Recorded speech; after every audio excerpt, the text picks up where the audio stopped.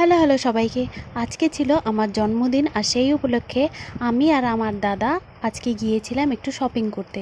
মানে আমার দাদাই আমাকে নিয়ে গেছিলো শপিং করাবে বলে। তারপর আমরা চলে গেলাম, কিন্তু যাওয়ার আগেই সেখানে দেখি আমার মা বাবা আগে থেকেই সেখানে গিয়েছিল অন্য একটা দরকারে। এরপর আমরা শপিং মলে আসার পরে আমার দাদা একটা নিল হ্যান্ড ব্লেন্ডার, আর এরপর ও নিজের জন্য একটা শর্টস দেখছিল। আজকে অন্য দিনের তুলনায় শপিং মল একদমই হালকা ছিল, ভিড় ছিল না বললেই চলে।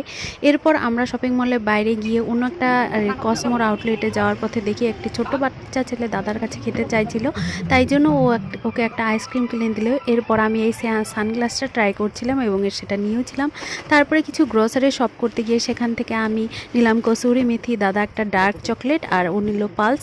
এরপরে অ্যামোরের পেস্ট্রির দোকানে গিয়ে সেখান থেকে দুটো ব্ল্যাক ফরেস্ট, রেড ভেলভেট এবং দুটো ডোনাট কেক নিয়ে আমরা চলে এলাম ফলের দোকানে। এরপর দেখো কেমন সন্ধ্যা হয়ে এসছে, আর আমরাও চলে এসেছি বাড়ি। তো আজকের মতো এখানেই শেষ করলাম, টাটা।